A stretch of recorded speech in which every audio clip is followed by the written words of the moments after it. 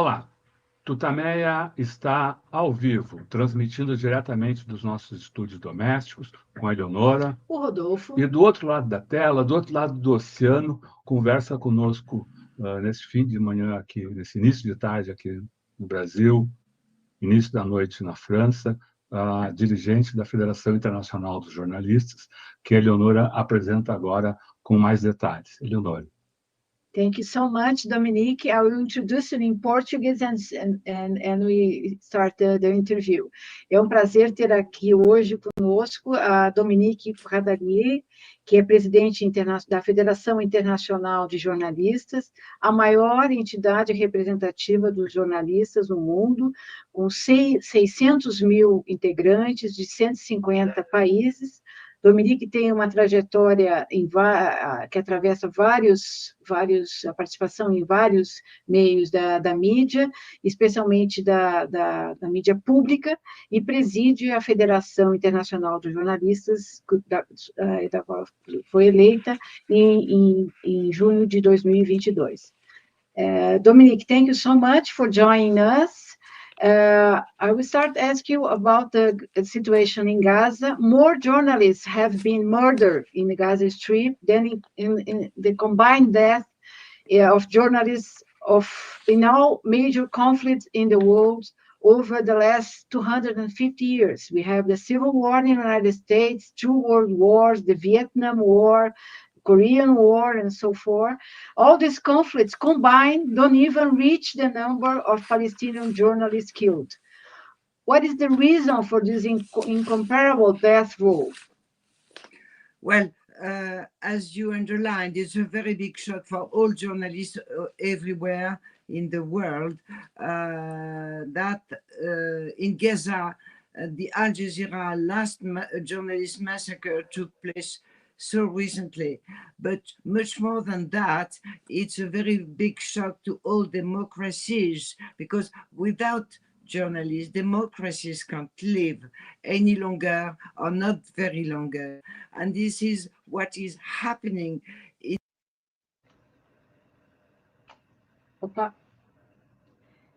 lost you. We lost your sound. We lost your sound. We are not hearing you.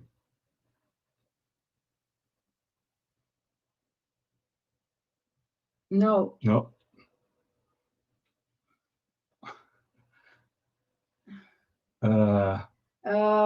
No, we'll not hear you. Yeah. She probably will come back. Lost her sound. Quer dizer, ela vai voltar aqui. Vai tentar entrar novamente. Tu estava de algum problema no som. Se você estiver acompanhando, notar qualquer problema técnico, além dos que a gente falar, por favor, coloque nos comentários, que eu estou acompanhando aqui. Better now. Yeah. That's okay. Unplugged again. Okay. So I'm sorry about that. No, I don't know where you lost me. You are just beginning to talk. You said that without journalists, there is no democracy. Yes, and what's going on in Gaza is terrible for democracies and for humanity as well, because this is a genocide. This is a real genocide led by extreme rightist-run Israeli government. And this is terrible for all humanity around the world to see that we are not able up to now to react as strong as to stop it. And that's what we are doing, demonstration. We are doing so many things. We are helping our colleagues, journalists. We have been helping them from the first day, day and night. The International Federation of Journalists is in link with them through his affiliate, Palestinian Journalists Union. Day and night, we provide them with what we can. Day and night, we give them material, we give them all help we can, even food. And all journalists from all around the world should stand up and say, stop to kill journalists. because when you kill journalists, it is just to avoid them to be testimony. And the last massacre was just to avoid people to see in the world that there is a genocide going on. I just say another word. I thank you for the invitation, but I tell to everybody around that if we can't have help to stop genocide in Gaza, I mean, our humanity is really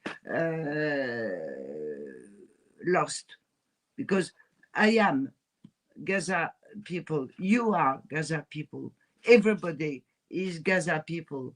It is just a story of somebody who is going to steal his neighbor's ground, states, and all devices which come with it. It's a very simple thing. If American Trump administration go on helping Israel, they are facing the most terrible image in history that will have to go on for centuries and centuries. And why do you think journalists are being targeted? Because it seems that Israel specifically targets journalists to kill, to eliminate. First, Israel was clever enough to start sending lots of messages around the world to mainstream medias. They flood the medias with their words, and the medias didn't react enough strongly in the beginning. That's the first thing. Second thing, they said, okay, the same extreme rightist-led government in Israel said, okay, now we forbid all international press in Gaza. We forbid them to enter. And third, we will kill all Palestinian journalists. And for 22 months now, they've been trying, and they succeeded, unfortunately, and our heart is broken each time. They succeeded, unfortunately, to kill about 200 without real barrier, either diplomatic or international law. And whenever you've got a state that just don't obey international law, it must be banned from international surroundings. It must be banned. And why do you think this news organization, news companies have not taken a firmer position to stop this massacre? Why the companies act like that? Well, it's very different in each country, so I can't answer on the whole. But I must say the last news I got is from the daily British daily paper Guardian, who said that a few days before the Al Jazeera screw massacre on the 10th of October, there were lots of paper saying that there were Hamas people, journalists were Hamas linked, and so and so. There were lots of papers in the German press, and not only German press. And what we think at the International Federation, you know that we represent about 600,000 journalists and media workers in 146 countries. What we think is when we put you to the IPC, International Court in The Hague, there might be media that would be sued for being complicity in the genocide by doing that sort of thing. And I mean, more and more, there are people saying we should stop these media by putting them into court. Mhm. And you said before that the International Federation is with the Palestinian Union of Journalists since day one. Could you elaborate a little more about the actions that the International Federation Yes. has been taking? Yes, yes. Ever since the very beginning, we try to keep night and day links with our Palestinian affiliates in Gaza and West Bank and Jerusalem, as you know, but especially in Gaza. And we provided them with some technical materials ever since the beginning. We opened 3 aid centers. For instance, in last November, I was in Ramallah, you know, it is in West Bank capital. And we had a Zoom link with Gaza's people, our colleagues, from 1 hour live. They were more than 100, and they were so courageous, so brave, so dignified, so modest, that we were about to cry each and every second. We cried after, but I don't know how many of them have been killed ever since. But we tried to put the most courage we could to give them, because they decided to inform the whole world with quality, with serious, and they did. And they know that it's their life is in danger. They do know it. They just face it. And they are real heroes for everybody around the world, because none of their information was to be suspected. They work so well. And when I talk to you about this Zoom live thing, it's just because it was really horrible to think that they were only 80 kilometers from us. 80 kilometers. Think of that. So we go on, we open the 4th aid center now. But the context is terrible because, as you underlined, they are aimed at, they are targeted, and the best are killed each time Israel can do it. And it's not only that they kill them, but they try to borrow them, to take revenge on them, because they show the truth, they say the truth each and everywhere. And these extreme rightist people can't bear it. They just can't bear it.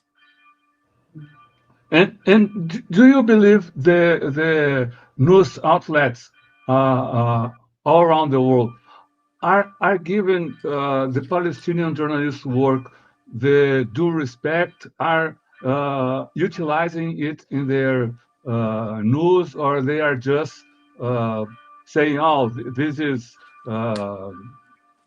biased and it's not good for news"? Well, there are lots of journalists around the world who use their pictures and their informations and their photographs and their videos without paying them, without paying homage to them even. As far as to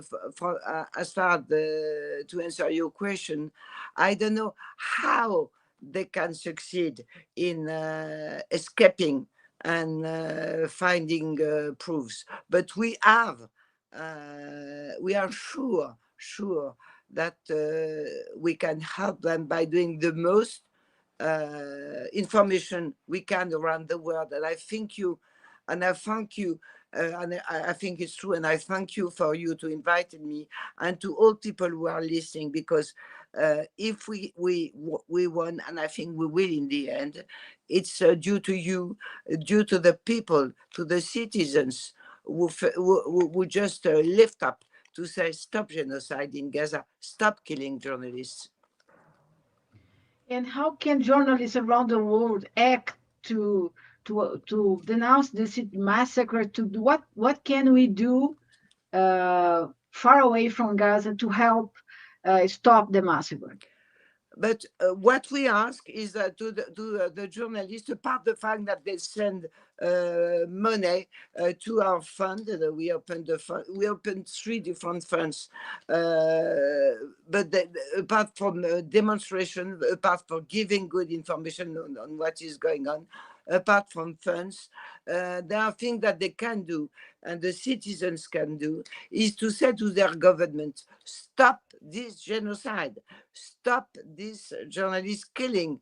Kill a journalist is killing a part of democracy. So stop doing it. We have got to tell to our mayors, our elected parliamentaries, our governments, stop this, do the maximum you can to stop this.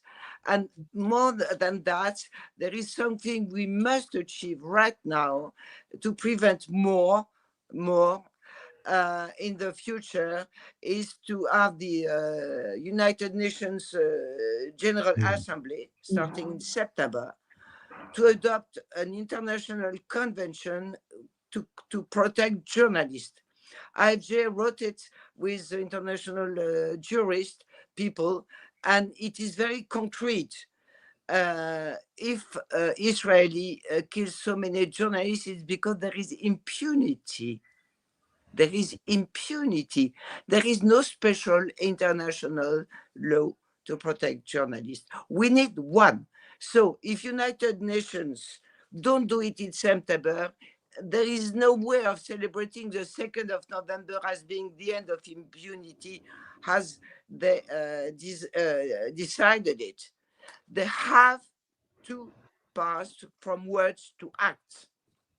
And what's the status of this project? I mean, have you? I believe you have spoken to some government representatives that will back this proposition.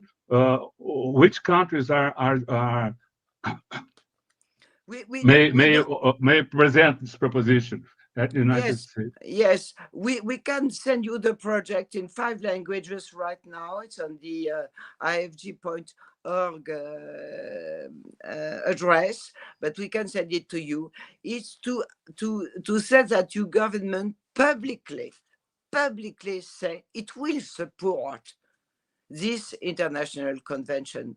And we wait very much from your President Lula, because to everybody around the world, Lula succeeded in being president again against the extreme rightist maneuvers still on.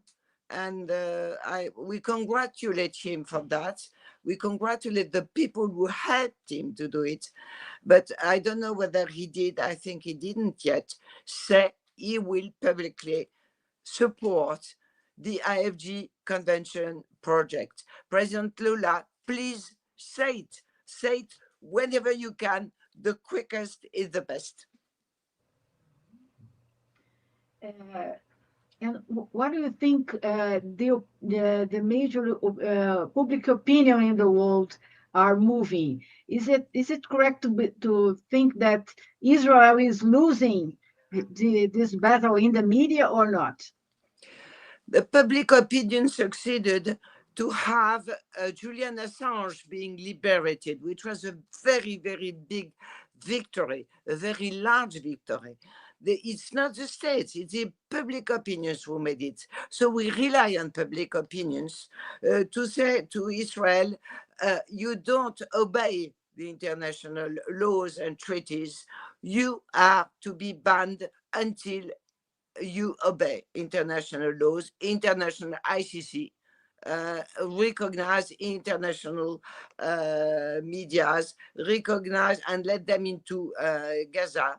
Stop genocide and stop being devils as you are right now. The journalists in Sweden have published a manifest in the internet supporting the journalists in Gaza. Have you talked about the International Federation do some similar action worldwide? I mean, talking to the national journalist organizations and create like a manifest or a day for the journalists in Gaza, for example. I mean, other massive actions. Have you talked about? Have you thought about that?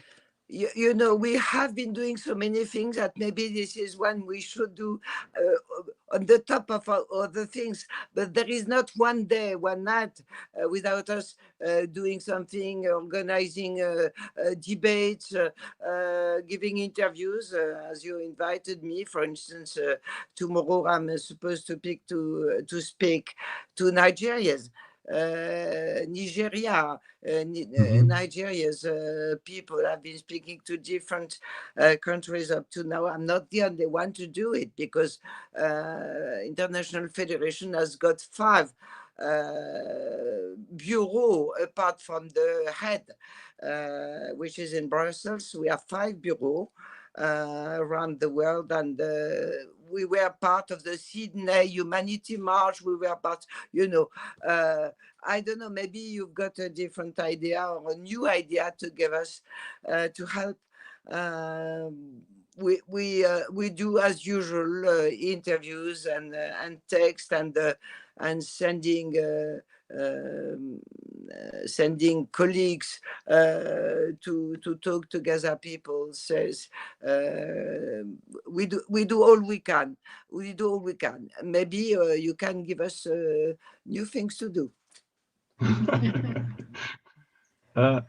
Let's go back to the conversation you had with the Palestinian journalist when you were in Ramallah. Can you talk to can you tell us more about the conditions in which the journalists do their work in the Gaza Strip? And I'd like, especially, I don't know if you had the opportunity to speak to women journalists that work in Gaza. Could you, because they are in these more than 230 deaths, there are almost 30 women journalists that were also killed by Israeli forces. So about the conditions of work and about the work of women journalists in Gaza Strip. Yes, you're right to go back to them. You're right, because you remember Shirin Abu Akleh's assassination in May 2022. She was the first very well-known Al Jazeera journalist to be deliberately targeted and killed by a bullet in her neck. When she was reporting in Jenin. And Anas al-Sharif, for us, it's about the same symbolic representative of all women and men that deliberately give their life for information and for press freedom. And when we were in Ramallah, it looks centuries to me now, with all what happened ever since.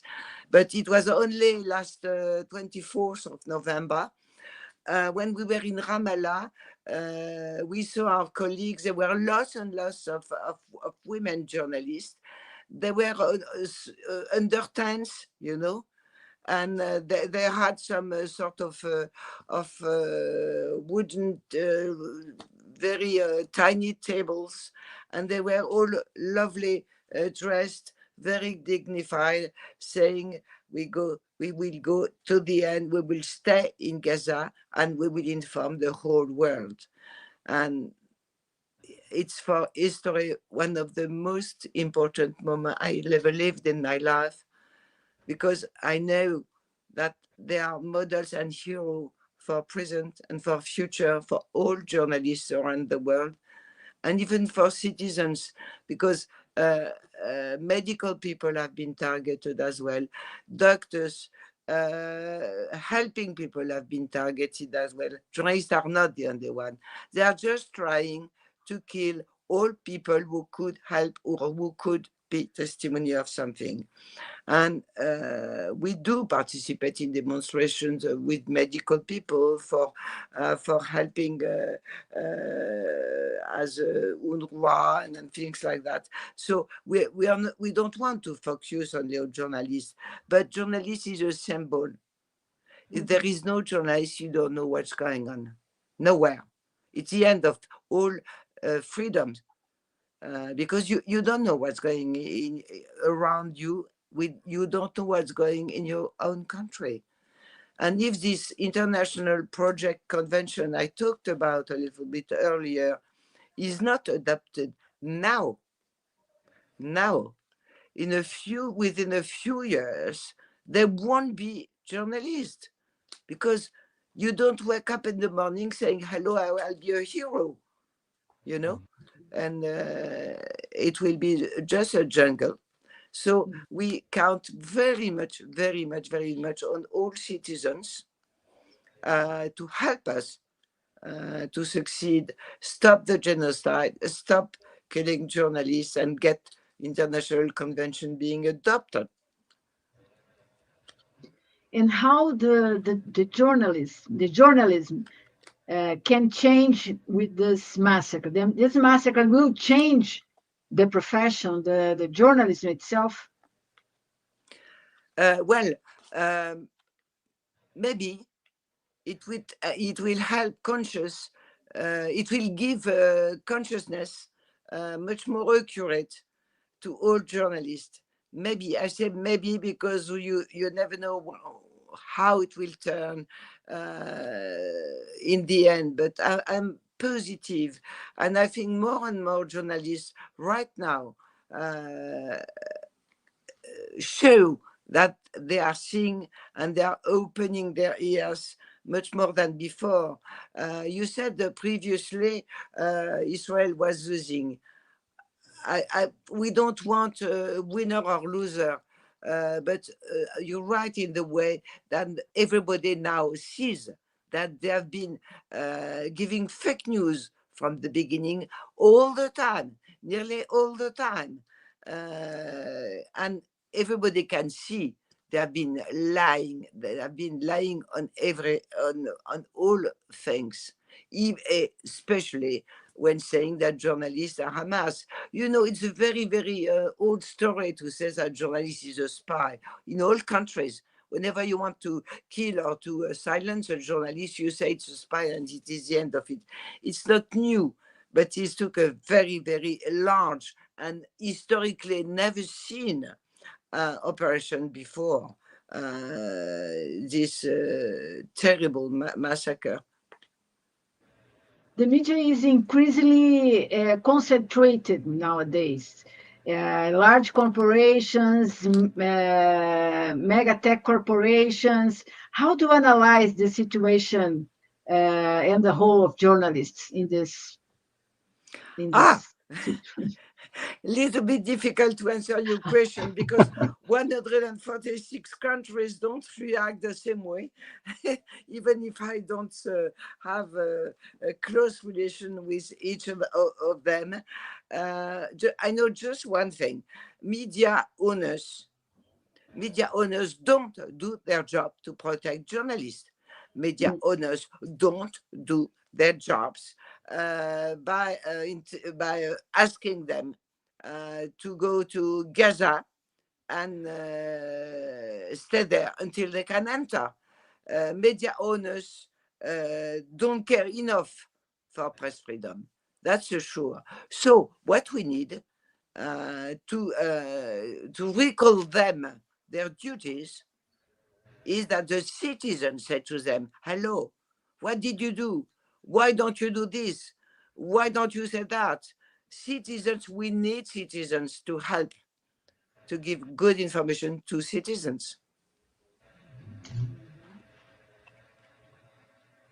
So some say that the Gaza genocide will set the moral rule for the world. So where the journalists stand in this moral rule?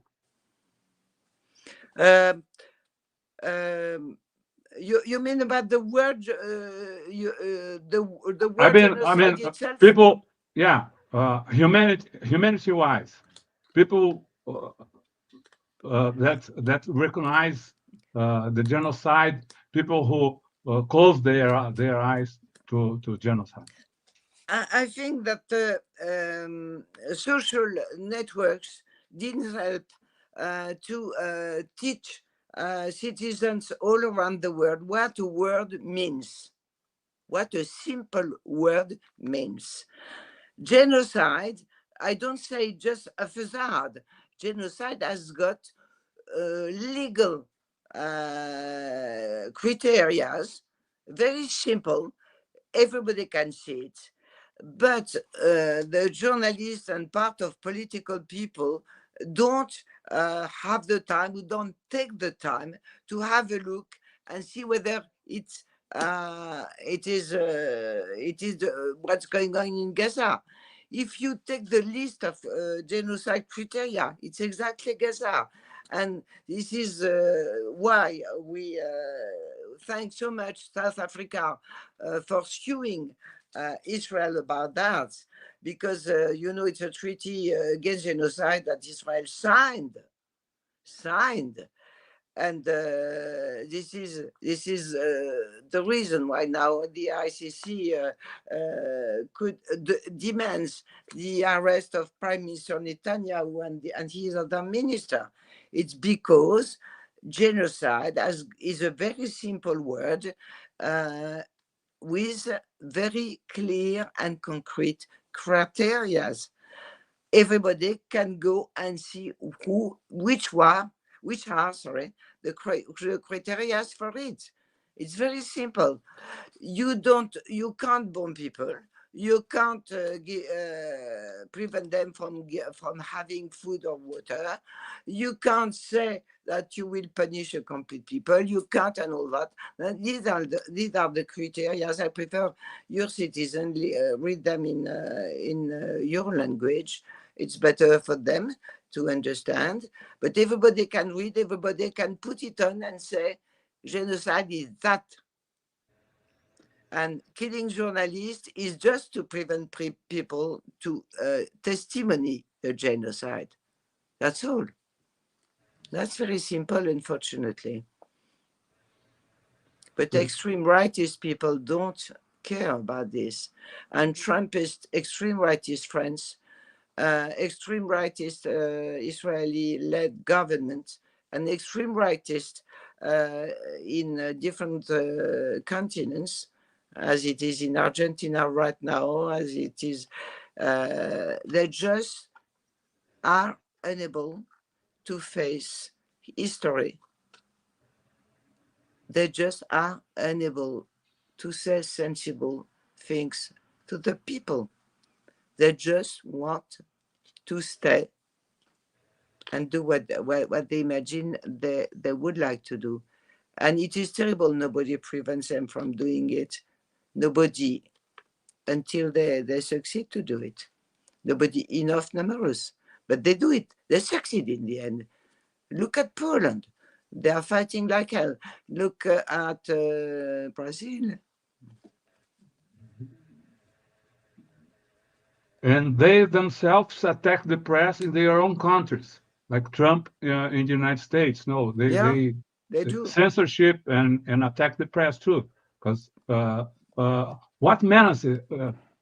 What so great menace is the press? The first war the extreme rightists and dictatorship people do is to to censor the press. First thing they always do, everywhere. And whenever they can't stop it, they buy it. For instance, in France, milliardaires are owing major part of press. So when they can't buy it, they just kill it or stop it or censor it, make censorship. It's always the same way. So citizens should know about it and lift up. But I'm positive. I think they do. They do because they start understanding that it's not their good which is dealing with it's not for their good that these governments are dealing with, but with their own interest, which has nothing to do with a state for the people, for the future. There is no future for extreme rightists. There is no future. But if we don't lift up, there is no future for us, for us neither. Mm-hmm. And what's the future for journalism? No, neither for journalists nor for citizens, you know. But I'm positive because I see all around people asking me, inviting me for interviews. I told you Nigeria a few days ago. I was in Jakarta, and I mean, more or less, it's different from what it was before. IFG is very often asked to give interviews and to tell why and when and how we could do things, and we try to give advices, and we are confident. We are confident, but it's very, very bad times to go through. Very difficult. Great. Dominique, we want to thank you very much for being with us today. And I'll speak in Portuguese. Nós estamos agradecendo aqui a participação da Dominique, agradecemos também a cada um que acompanha essa entrevista ao vivo e que nos visita a qualquer momento na internet. Lembramos que essa entrevista está disponível em todos os canais TUTAMÉIA. Busque por TUTAMÉIA TV e você nos encontra nas várias plataformas de podcast. Aqui no YouTube, não deixe de se inscrever no nosso canal e clicar na sinetinha para receber avisos de novos vídeos. Você pode também participar do grupo Amigos do TUTAMÉIA. O link de inscrição nesse grupo está disponível na descrição deste vídeo. Agora vamos ouvir a mensagem de encerramento aqui da nossa convidada. Dominique, now, before we say goodbye, we'd like to hear your message to Brazilian people, to people that are with us now, and that will be with us anytime in the internet. So, thank you very much. The mic's yours. Muito obrigado. Merci beaucoup. Thank you very much to you and your invitation. And my message to Brazilian people, if I may say, is bravo. We count on you. We know that you know what is democracy, what is the difficult to live in democracy, what is the difficulty which is to keep it and to cope with it. But you are very, very, very interesting people and very rich people. You know history. You've been through it. Bravo. Thank you.